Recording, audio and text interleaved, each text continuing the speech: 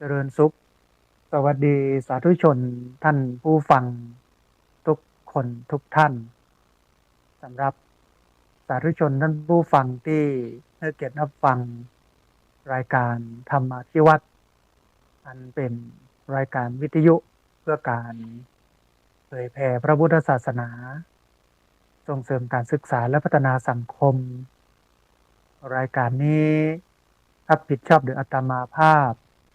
พระสาธิตจิระปัญโยผู้อำนวยการสถาบันธรรมาภิวัตรสถาบันเพื่อเผยแผ่พระพุทธศาสนาส่งเสริมการศึกษาและพัฒนาสังคมตั้งอยู่ณที่พักสงฆ์สถาบันธรรมาภิวัตรบ้านศพเตินตำบลศพปาดอำเภอแม่เมาะจังหวัดลำปางรายการนี้ออกอากาศทุกวันเสาร์ตั้งแต่เวลา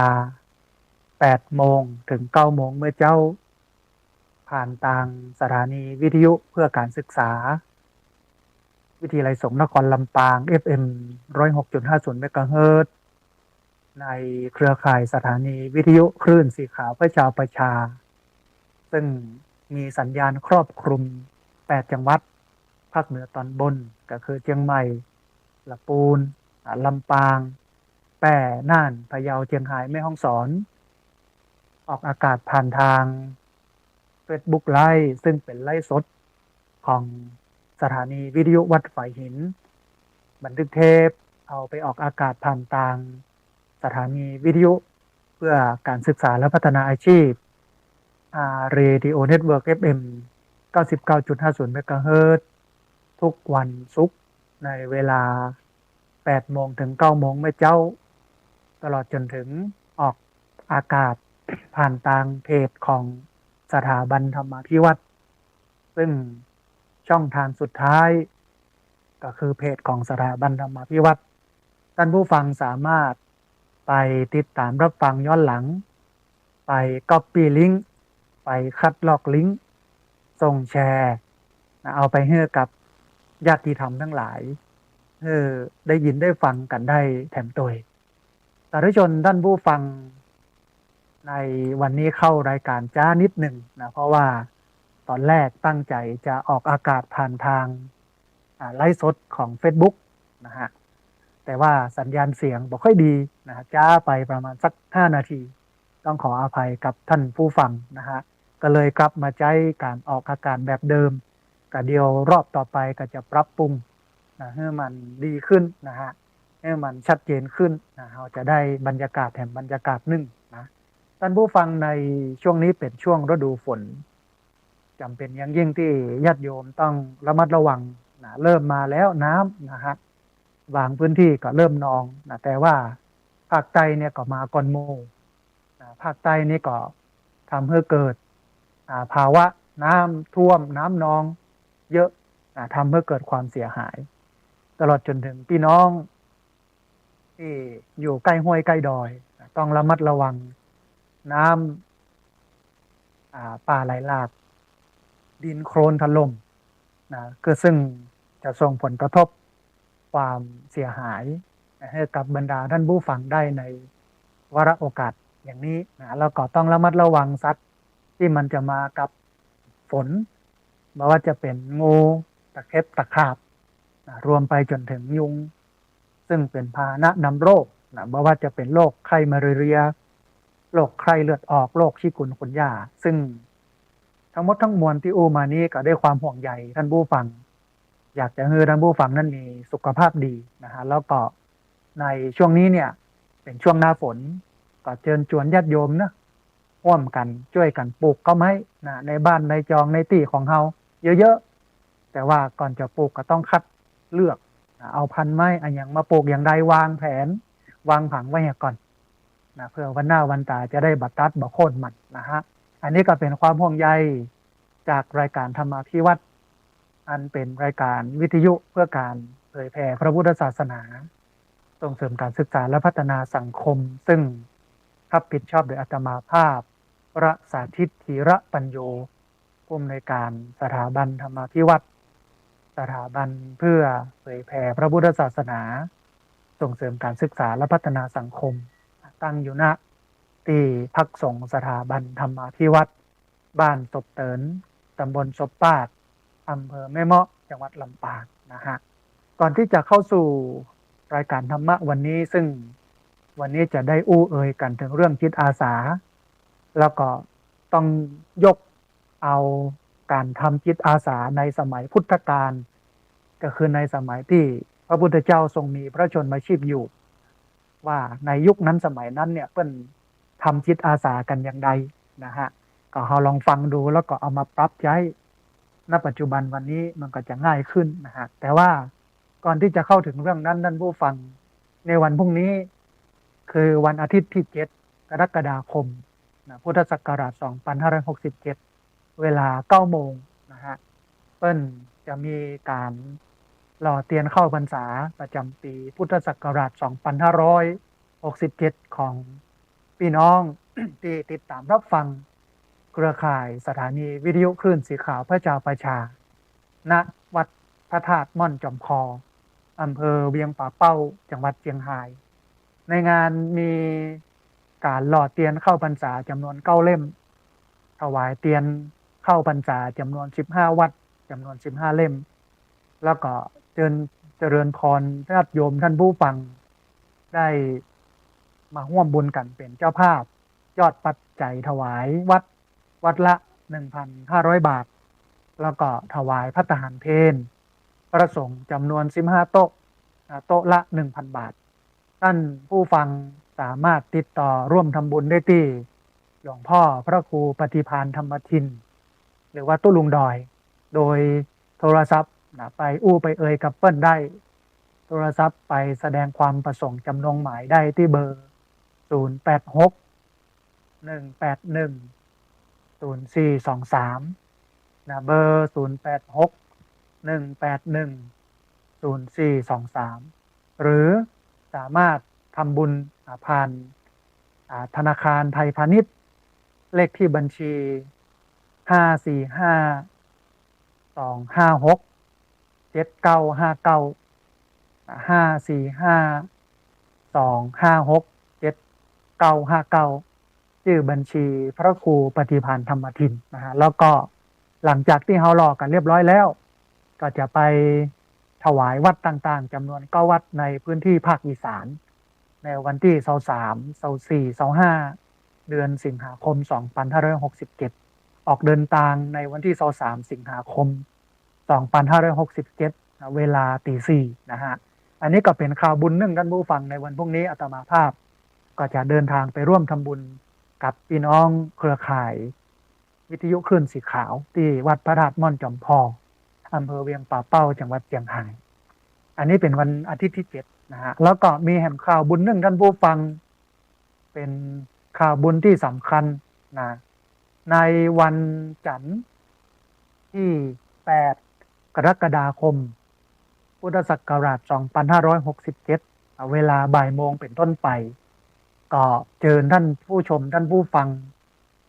ร่วมติดตามรับฟังธรรมบรรยายเรื่องสูงอายุยังมีคุณค่าชรายังมีความสุขสูงอายุยังมีคุณค่าชรายังมีความสุขโดยพระอาจารย์มหาจัญญาสุทธิยาโนด็อกเตอร์ปริญญาธรรม7ประโยคเจ้าอาวาสวัดพุทธปัญญาเมืองโพโมนารัฐแคลิฟอร์เนียประเทศสหรัฐอเมริกา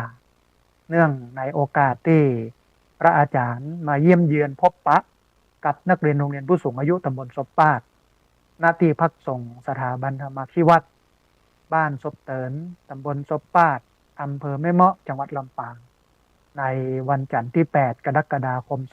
2567เวลา 13 นาฬิกาหรือบ่ายโมงเป็นต้นไปท่านผู้ฟังที่อยู่ใกล้อยู่ในเมืองลำปางก็ดีในอำเภอต่างๆในจังหวัดลำปางหรือจังหวัดใกล้เคียง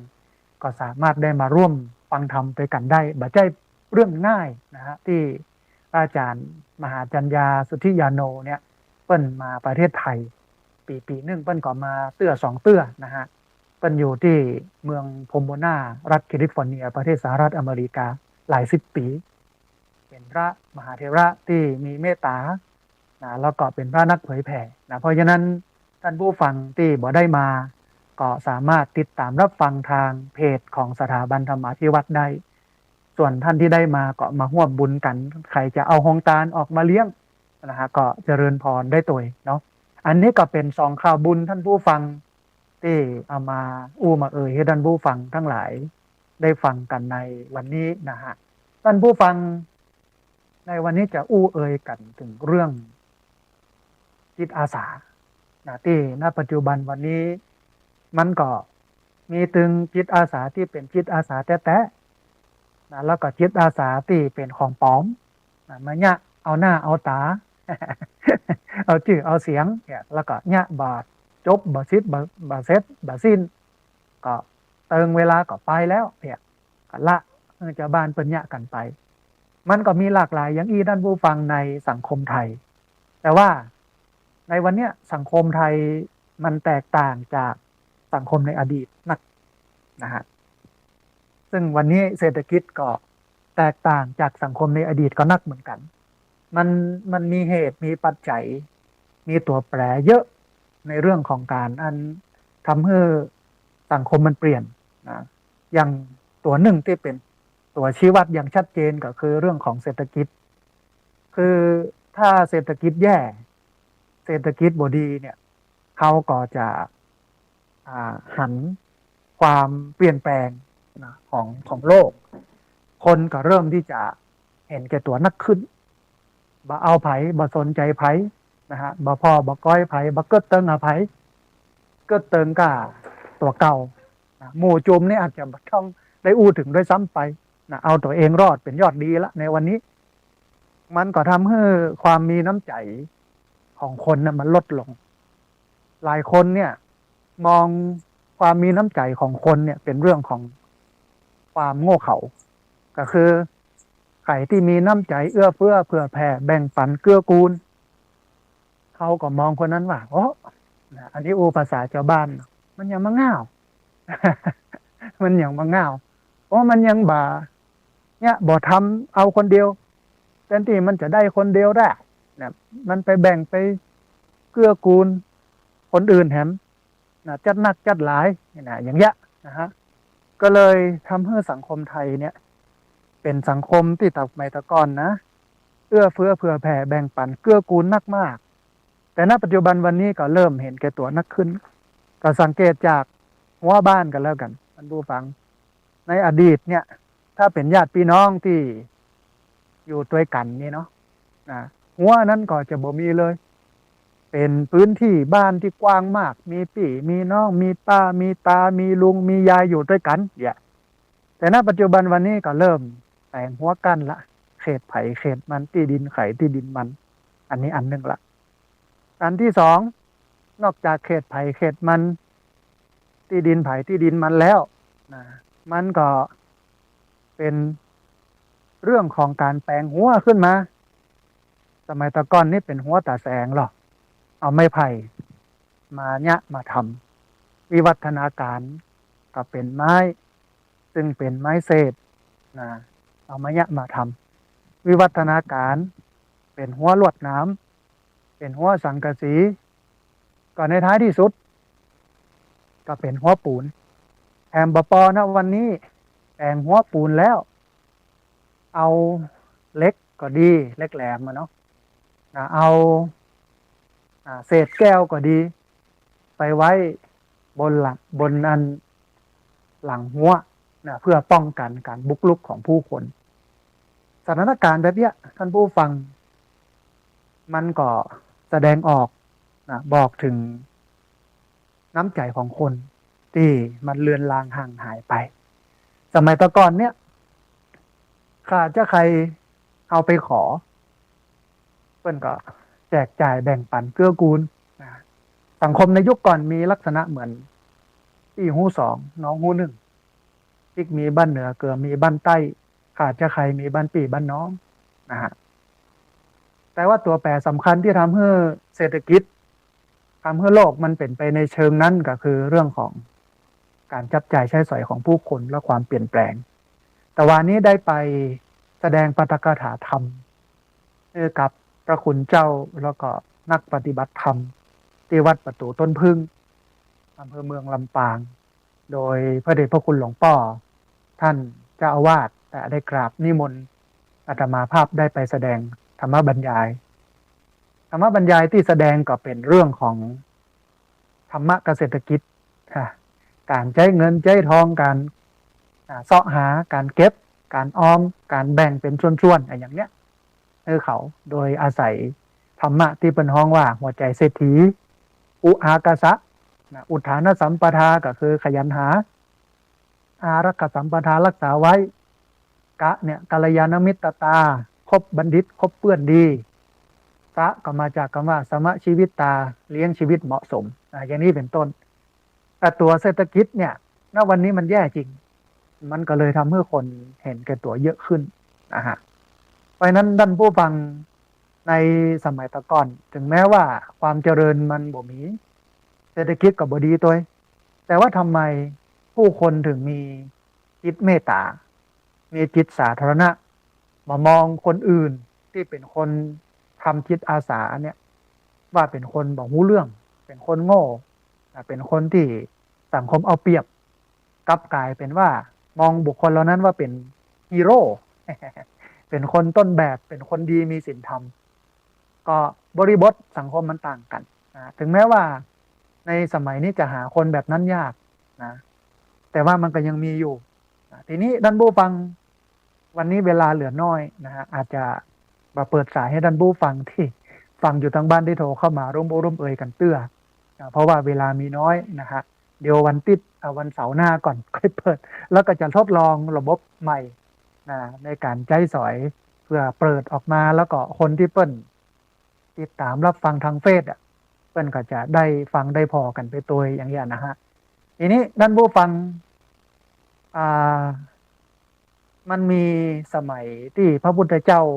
มีพระชนมชีพอยู่มีหมู่บ้านหนึ่งชื่อว่าหมู่บ้านอาจะละคามหมู่บ้านอาจะระคามแคว้นมคธสุวรรณภูมิไม่ใช่สุวรรณภูมิแคว้นมคธชมพูทวีปเมื่อนานมาแล้วท่านผู้ฟังมีหนุ่มน้อยคนหนึ่งชื่อว่ามัคคะมานพเนี่ยเป็นละอ่อนที่มาได้มีความพิเศษเหนือใครแต่สิ่งที่เปิ้นทำเนี่ยมันกลายเป็นตำนานกลายเป็นเรื่องเล่าขานก็คือหัวใจที่เปลี่ยมไปด้วยจิตอาสามัคคะมานพเป็นคนที่มีจิตอาสาเป็นคนที่ช่วยเหลือเกื้อกูลพี่น้องชาวบ้านโดยเฉพาะงานสาธารณประโยชน์ที่มันเป็นงานหน้าหมู่ของหมู่บ้านแต่บ้านเรามันแปลกนะเวลาป้าหลวงหัวหน้าชุมชนเนี่ยเป็นประกาศบอกให้ชาวบ้านไปช่วยกันวันนี้เป็นวันเข้าพรรษาวันนี้เป็นวันสำคัญวันหยุดนักขัตฤกษ์วันนั้นวันนี้วันโน้นนัดกันเนอะพี่น้อง8 โมงเกิมเนี่ยเขาก็มาสัก9 โมงแล้วมาบ่ได้บ่เอาอย่างมาสักอย่างบางเตื้อก็ปัญญากันก็นั่งอู้กันเนี้ยเล่าฝันกันไปคนนั้นคนนี้บางคนก็นั่งเพลินเหมือนมะแอวมานั่งกินนั่นเมล็ดทานตะวันเห็นหรอถึงเมื่อตอนเพื่อนเลี้ยงเข้าก็กินบ่ายโมงก็เลิกละพอละครับอีกบ้านอย่างเงี้ยประเดี๋ยวนี้มันส่วนใหญ่เป็นอย่างนั้นนะแต่ว่ามัคคะมานพเนี่ยท่านผู้ฟังในสมัยพุทธกาลเป็นคนที่มีนิสัยรักความสะอาดเป็นอย่างมากมัคคะมานพเนี่ยเปิ้นบ่เคยทนหันพื้นที่ที่เป็นพื้นที่ส่วนรวมมันเกะกะบอกให้อดต่อการที่พื้นที่ส่วนรวมพื้นที่หน้าหมู่เนี่ยมันเกะกะเช่นมีคนเอาขี้เหอะไปไว้หั่นใบไม้ตกใส่กิ่งไม้ตกใส่มันอดบ่ได้หั่นแล้วต้องไปเพี้ยวไปพัดไปกวาดไปเจ็ดนะฮะไปทำความสะอาดซึ่งวันเนี่ยท่านผู้ฟังกู้เจ้าเนี่ยมัคคะมานพก็จะออกจากบ้านไปกวาดใบไม้ปืนต้นไม้ใหญ่ประจำหมู่บ้านกวาดเสร็จแล้วก็เก็บเศษใบไม้เศษขยะเอาไปจำกัดจัดการให้เรียบร้อยจน พื้นที่ที่นั่นเนี่ยรื่นรมแล้วก็น่าอยู่นะฮะท่านผู้ฟังเพื่อนของมัคคมานพหันในความตั้งใจของมัคคมานพที่ญะที่ทำแล้วก็เห็นถึงประโยชน์ที่มัคคมานพทำก็เลยปากันมาช่วยมัคคมานพบาเจ้น้อยๆนะท่านผู้ฟังหลายคนมาจ้อมมาหอมกันเกิดเป็นหมู่เป็นคณะนะกลุ่มใหญ่จำนวน33 คนกลุ่มเนี้ยนะห้องตัวเก่าว่ากลุ่มบุญยกรหรือว่ากลุ่มจิตอาสาบุญยกระก็คือกลุ่มผู้ทำบุญโดยเฉพาะบุญที่เป็นงานหน้าหมู่งานสาธารณประโยชน์เพียวพัดปัดปูยกโต๊ะหามเต้นอย่างนั้นนี่อย่างเงี้ยนะช่วยกันเป็นจิตอาสาท่านผู้ฟังพัฒนาหมู่บ้านซ่อมแซมศาลาขุดน้ำบ่อสร้างสะพานจนหมู่บ้านอาจจะละขามเนี่ยกลายเป็นหมู่บ้านที่มีความร่มรื่นร่มเย็นสะอาดสะอ้านน่าอยู่น่าอาศัยที่สุดแห่งหนึ่งในสมัยนั้นเพราะว่ามี9 คนมาช่วยกันเที่ยวมี9 คนมาช่วยกันปลูกต้นไม้สะอาดร่มรื่นเป่งหูเป่งตานะฮะบุญกุศลที่มัคคมานพแล้วก็เปื้อนได้สั่งสมได้ทำไว้ท่านผู้ฟังบ่ได้สูญเปล่าเมื่อมัคคมานพเนี่ยสิ้นอายุไขก็คือตายไปเนี่ยมัคคมานพก็ได้ไปเกิดเป็นเท้าสัตตะเทวราชหรือว่าพระอินทร์ซึ่งเป็นผู้ยิ่งใหญ่ในสวรรค์จันทวดึงนะฮะอันนี้เป็นบุญที่มัคคมานพได้รับกับเปื้อนแต่ว่ามากกว่านั้นเนี่ยสิ่งที่เปิ้นได้รับเนี่ยมันบ่ใช่รอตายไปแล้วไปขึ้นเป็นเทวดาบนสวรรค์ชั้นดาวดึงนะท่านผู้ฟังในขณะที่มัคคมานพกับเพื่อนๆช่วยกันปัดกวาดเช็ดถูดูแลทำความสะอาดหมู่บ้านเนี่ยอาตมาภาพเชื่อว่ามันก็มีคนส่วนหนึ่งที่ชื่นชม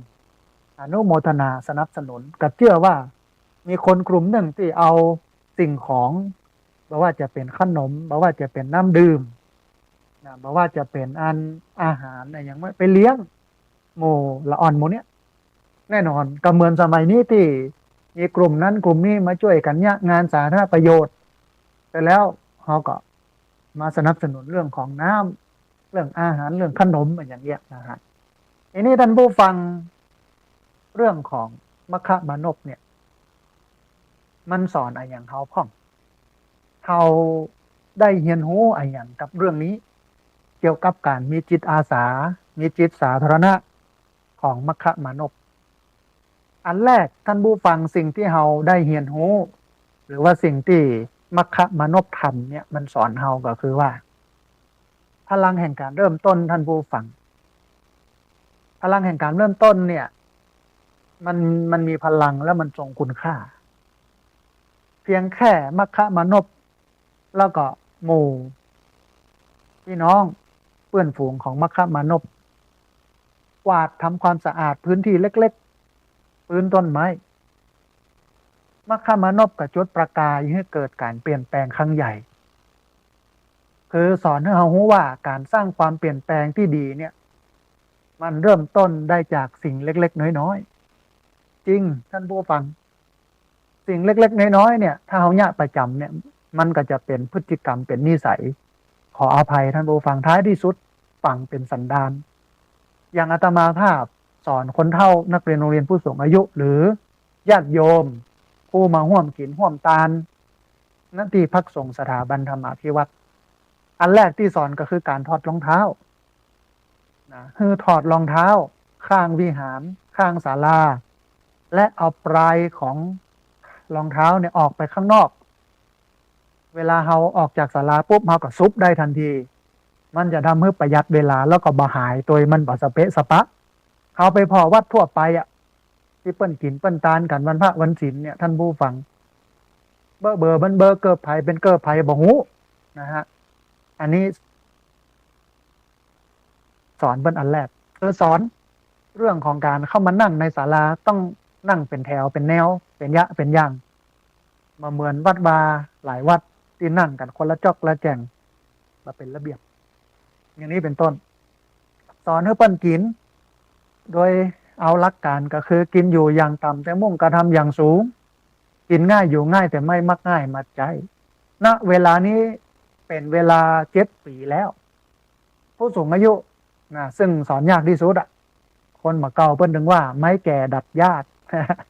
แต่กระถูกฝึกได้อ่ะ7 ปีอ่ะนะเป็นระเบียบเป็นระบบอันนี้คือพลังแห่งการเริ่มต้นดูท่านผู้ฟังนะฮะละอ่อนนุ่มอ่ะช่วยกับเพื่อน30 กว่าคนช่วยกันกวาดกันถูช่วยกันอย่างมันก็เป็นพลังเล็กๆน้อยๆที่ทำให้เกิดขยายไปกว้างขวางเยอะแยะโรงเรียนผู้สูงอายุในสมัยตะก่อนเนี่ย30-40 คนนักเรียนนะแต่ประเดี๋ยวนี้เกือบจะ100แล้วนะฮะมีคนเข้ามาเรื่อยเรื่อยเรื่อยเรื่อยอย่างนี่คือพลังแห่งการเริ่มต้นคือถ้าบ่มีหนึ่งก็มันก็บ่มีสองบ่มีสองก็บ่มีสามการเริ่มต้นเป็นสิ่งที่สำคัญคนสมัยตะก่อนเพิ่นถึงบอกว่าเป้าหมายนะมันสำคัญกว่าความเร็วเป้าหมายมันสำคัญกว่าความเร็วคือถ้าตั้งเป้าหมายถูกเนี่ยจะเร็วจะช้ามันตึงไปถึงแต่ว่าถ้าตั้งเป้าหมายผิดตึงเร็วตึงช้าคือไปด้วยความเร็วหรือไปด้วยความช้าไปบ่ถึงเพราะนั้นการเริ่มต้นเนี่ยต้องเริ่มต้นอย่างถูกต้องทิศทางมันสำคัญกว่าความเร็วแล้วแถมอันหนึ่งคือพลังแห่งการเริ่มต้นเนี่ยจากสิ่งเล็กๆน้อยๆเนี่ยอาตมาภาพก็ได้ข้อคิดว่าเขาจะสร้างตัวเก่าขึ้นมาในสังคมเป็นที่หู้จักมีเงินมีทองมันก็ต้องเริ่มจากเล็กสู่ใหญ่ค่อยไต่ค่อยเดินสร้างความมั่งคั่งจากคลังสติปัญญาอันนี้คือพลังแห่งการเริ่มต้นพลังที่สองท่านผู้ฟังคือพลังแห่งความร่วมมือพลังแห่งความร่วมไม้ร่วมมือสังคมต่างประเทศความร่วมไม้ร่วมมือของคนเนี่ยมีอยู่สูงมากแต่ประเทศไทยเนี่ยมันเก่งเป็นปัจเจกมันเก่งเป็นคนแล้วก็คนเก่งเหล่านั้นเวลามาจ้อมกันเนี่ยมันอยู่ด้วยกันได้ยากเหมือนเสือ2 ตัวอยู่ในถ้ำเดียวกันไม่ได้ มันยากแต่ถ้าจับมือกันได้เนี่ยมันจะไปได้ไกลพลังแห่งความร่วมมือเนี่ยท่านผู้ฟังมะข่ามานพบ่ได้ทำงานเพียงลำพังนะแต่ได้รับความร่วมมือจากเพื่อนๆช่วยกันพัฒนาชุมชนตอนเนี้ยท่านผู้ฟังมันสอนให้เราได้รู้ว่าพลังแห่งความสามัคคีมันสร้างสิ่งมหัศจรรย์ได้นะฮะพลังแห่งการจ้อมหอมเนี่ยมันสร้างสิ่งที่มันสร้างสรรค์ได้มันสร้างอนาคตได้เหมือนคนสมัยตะก่อนบอกรวมกันเราอยู่แยกหมู่เราตายหลายคนก็มาเพิ่มเติมแถมตั้งหลังว่ารวมกันแล้วไม่ทำอะไรแยกกันไปตายดีกว่านะอันนี้คือพลังแห่งความร่วมมือท่านผู้ฟังที่มันทำให้เกิดการเปลี่ยนแปลงแล้วก็ทำให้เกิดสิ่งดีงามขึ้นมาในสังคมอันสุดท้ายท่านผู้ฟังคือพลังแห่งการเสียสละมคามานพเนี่ยเปิ้นทุ่มเทแรงกายแรงใจเพื่อส่วนรวม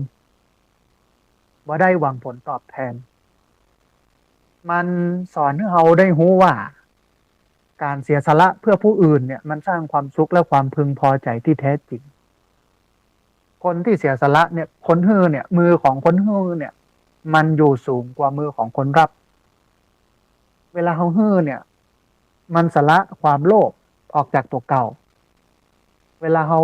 เสียสละตัวเองไปทำงานเพื่อสังคมเนี่ยมันลดอีโก้ลดตัวตนลงมันลดหลายเรื่องความเห็นแก่ตัวความตนีที่เหนียวลดลงเยอะ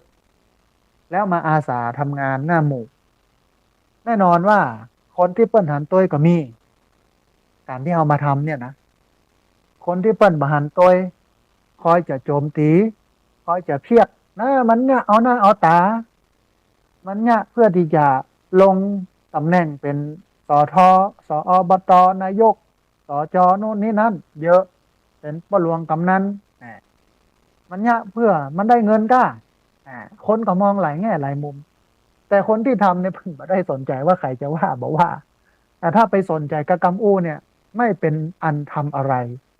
คือบ่สามารถจะยะอย่างได้แต่ว่าถ้าอดทนทำไปแล้วก็บ่สนใจสิ่งรอบข้างเนี่ยมันก็จะทำให้เรานั้นทำงานอย่างมีความสุขนะครับท่านผู้ฟังอันเนี้ยเป็นตัวอย่างของการเสียสละซึ่งมีมาในสมัยพุทธกาลณเวลานี้วันนี้สิ่งหนึ่งที่ควรทำก็คือจิตอาสาปลูกต้นไม้ท่านผู้ฟังเพราะว่าช่วงนี้เป็นช่วงหน้าฝนถ้าเอามายะจิตอาสาโดยการปลูกต้นไม้ซึ่งการปลูกต้นไม้เนี่ยมันจะเพิ่มความเย็นให้กับโลกลดความร้อนให้กับโลกเขาน่าจะลาบกันพ่องในช่วงเดือนเมษามีนาเมษาซึ่งเป็นช่วงฤดูร้อนปีนี้มันร้อนจริงๆท่านผู้ฟังร้อนแต่ร้อนว่านะแล้วก็มีคนเป็นฮิสโตรกโรคลมแดดตายกันไปหลายคนแล้วมันก็จะเป็นนักกว่านี้ไปเรื่อยๆเพราะว่าสิ่งแวดล้อมก็คือต้นไม้มันถูกตัดไปนักสิ่งหนึ่งที่เราควรทำนะเวลานี้ก็คือการเพิ่มต้นไม้ปลูกต้นไม้ให้นักที่พักทรงสดาบันธรรมาภิวัตน์นี่บ่ได้อวดเนอะแต่ต้นไม้ต้นมะม่วงนักนะปลูกเองกับมือต้นว่าก็นักลำไยลิ้นจี่เงาะมะยงชิดละมุดก็นักมะพร้าวก็นักนะฮะ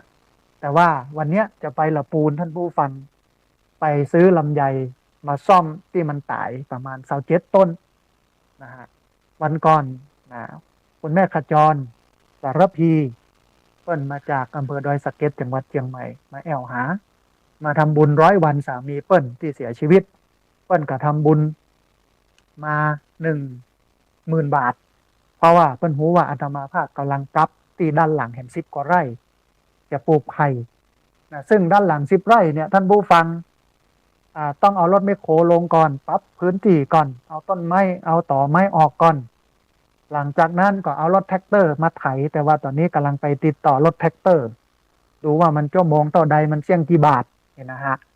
หลังจากนั้นก็จะปรับนะเอารถแท็กเตอร์ลงแล้วก็จะจ้างคนมาขุดหลุมแล้วก็ปลูกต้นไม้นะต้นไผ่ประมาณ10 กว่าไร่มันเป็นเวรุวันเป็นป่าไผ่มีละอัมพวันป่าบะม่วงมีแล้วเหลือเวรุวันป่าไผ่กำลังจะปรับนะมันเป็นต้นไผ่นะฮะเนี่ยคือการสร้างโลกให้มันเย็นขึ้นโลกแล้วก็ในวันที่8ที่จะถึงนี้นะฮะก็เชิญชวนญาติโยมมาร่วมกันปลูกต้นลำไยโดยเริ่มตั้งแต่9 โมงเป็นต้นไปปลูกลำไยจำนวนเกือบ30 ต้นนะฮะแล้วก็ตอนบ่ายก็ฟังพระธรรมเทศนาเรื่องสูงอายุยังมีคุณค่าชรายังมีความสุขโดยท่านอาจารย์พระมหาจัญญาสุทธิยาโนดอกเตอร์ปรริญญาธรรมเทศประโยคในวันนั้นก็จะได้กราบนิมนต์พระอาจารย์ได้ปลูกต้นโพที่โยมป้ออนันต์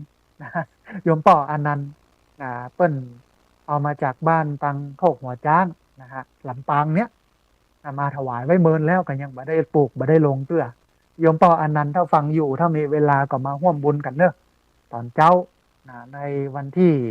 8จะปลูกต้นโพของโยมป้อที่โยมป้อเอามาถวายตัดนาวัดที่จอดรถนาวัดท่านเลยเป็นที่เด่นท่านคือมันห่มมันเงาขึ้นแหมแล้วก็ญาติโยมท่านใดที่อยากจะร่วมกันปลูกเก้าลำไยก็เจริญพรท่านใดที่จะเอาต้นไม้มาให้ปลูกขอเน้นเป็นไม้ตอนนี้ต้องการคือบะม่วง บะม่วงพันธุ์ไหนก็ได้มาปลูกแต่แล้วเดี๋ยวจะตัดต่อกิ่งใส่เองนะฮะทีนี้ท่านผู้ฟังการปลูกต้นไม้เนี่ยมันก็เปรียบเหมือนกับมัคคมานพยุคใหม่ที่อุทิศตนเพื่อฟื้นฟูธรรมชาติสร้างพื้นที่สีเขียวให้กับโลกโดยบ่หวังผลตอบแทนท่านผู้ฟังการปลูกต้นไม้ก็เปรียบเหมือนการสร้างสิ่งที่ดีงามเพื่อกับชุมชนสร้างสิ่งแวดล้อมเพื่อดีต่อสุขภาพสร้างอากาศสะอาดแล้วก็สร้างอนาคตที่ยั่งยืน ในภาวะที่โลกกำลังวิกฤตด้วยปัญหาสิ่งแวดล้อมมาร่วมกันท่านผู้ฟังมาสร้างตำนานมัคคะมานพยุคใหม่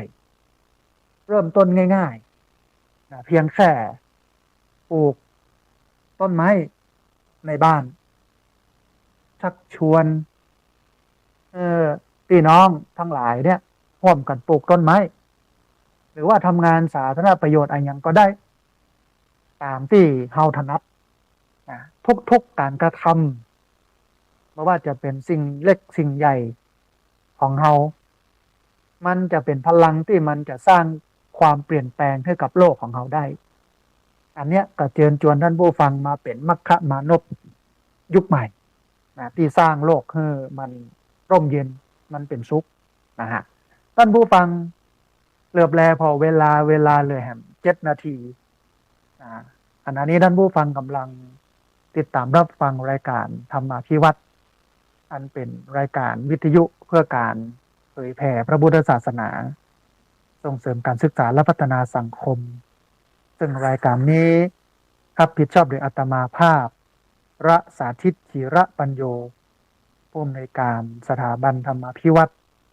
สถาบันเพื่อเผยแผ่พระพุทธศาสนาส่งเสริมการศึกษาและพัฒนาสังคมตั้งอยู่ณที่พักสงฆ์สถาบันธรรมาภิวัตน์บ้านซบเตินตำบลซบปากอำเภอแม่เมาะจังหวัดลำปางรายการนี้ออกอากาศทุกวันเสาร์ตั้งแต่เวลา 8 โมงถึง 9 โมงเมื่อเจ้าผ่านทางสถานีวิทยุเพื่อการศึกษาวิทยาลัยสงฆ์นครลำปาง FM 106.50 เมกะเฮิรตซ์สถานีวิทยุในเครือข่ายสถานีวิทยุคลื่นสีขาวประชาซึ่งมีอยู่หลายคลื่นหลายสถานีหลายจังหวัดออกอากาศผ่านทาง Facebook ไลฟ์ซึ่งเป็นไลฟ์สดของสถานีวิทยุวัดฝายหินแต่กี้ท่านอาจารย์พระครูสมุวิศวัตวรกิจโจเปิ้นก็ส่งลิงก์ของรายการที่ออกมาให้นะต้องกราบขอบพระคุณท่านอาจารย์พระครูสมุวิศวัตวรกิจโจเป็นอย่างสูงนะครับแล้วก็บันทึกเทปเอาไปออกอากาศผ่านทางสถานีวิทยุเพื่อการศึกษาและพัฒนาอาชีพเรดิโอเน็ตเวิร์ก FM 99.50 เมกะเฮิรตซ์ของวิทยาลัยเทคนิคกฟผแม่เมาะทุกวันศุกร์ตั้งแต่เวลา 8 โมงเช้าเป็นต้นไปและสุดท้ายเอาไปออกผ่านทางเพจของสถาบันธรรมาภิวัตน์ซึ่งช่องทางสุดท้ายต่างหลังนี้ท่านผู้ฟังสามารถไปติดตามรับฟังย้อนหลังไปก๊อปปี้ลิงก์ไปคัดลอกลิงก์ส่งแชร์ให้กับญาติธรรมทั้งหลายได้ยินได้ฟังกันได้แถมตัวนะฮะท่านผู้ฟังก่อนที่จะหมดเวลาเอาข่าวบุญข่าวกุศลมามาให้กับท่านผู้ฟังทั้งหลายแห่งกำหนึ่งนะฮะในวันที่7เป็นวันอาทิตย์ที่7 กรกฎาคมพุทธศักราช2567เวลา 9 โมงนะฮะก็เจริญพรท่านผู้ฟังที่ติดตามรับฟังเนอะไปร่วมรอเตียนเข้าพรรษาประจำปี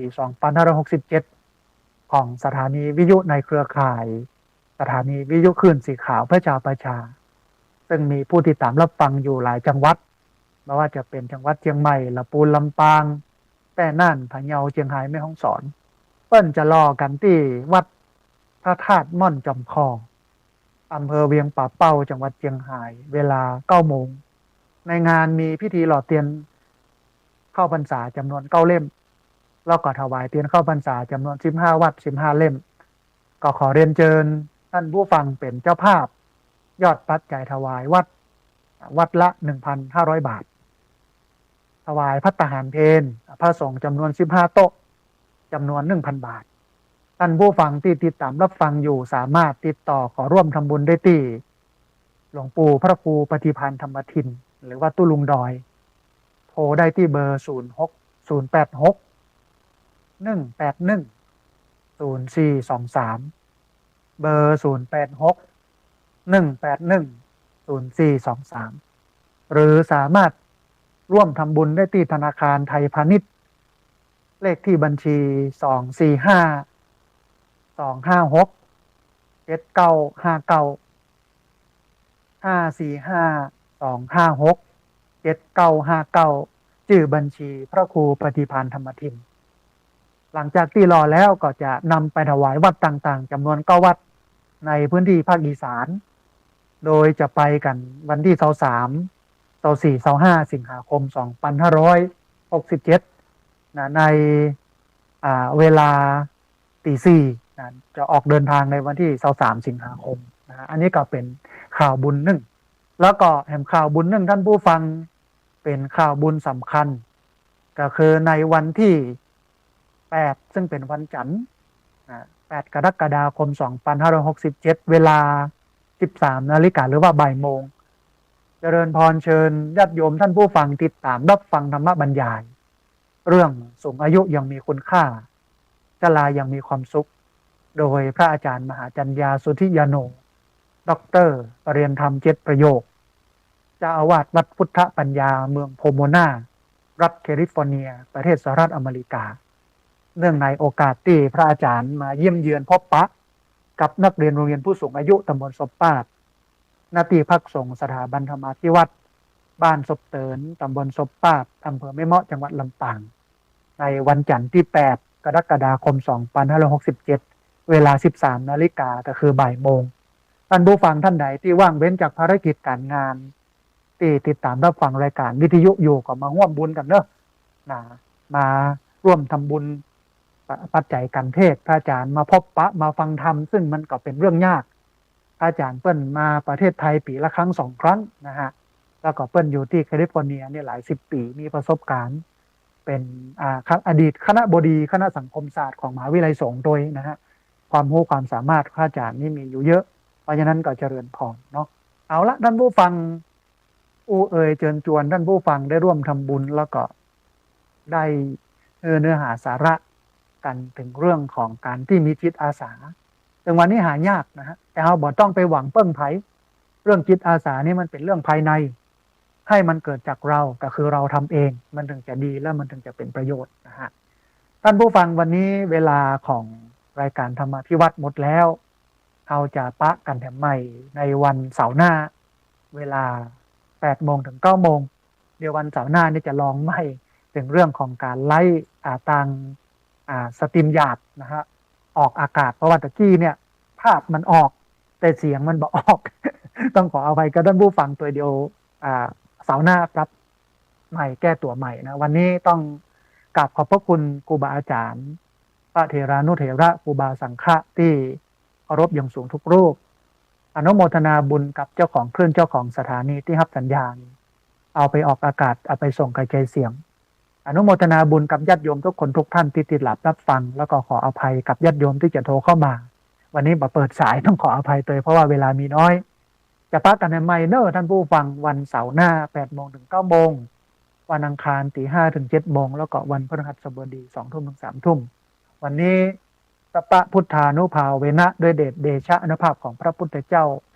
สัพพะธรรมานุภาเวนะด้วยเดชเดชะอนุภาพของพระธรรมเจ้าสัพพะสังฆานุภาเวนะด้วยเดชเดชะอนุภาพของพระสังฆเจ้าศรัทธาสุธีพระวันตุเตขอความสุขความเจริญในธรรมจงบังเกิดมีแด่บรรดาศรัทธาสาธุชนทุกคนทุกท่านตลอดการเป็นนิจเทินเจริญพร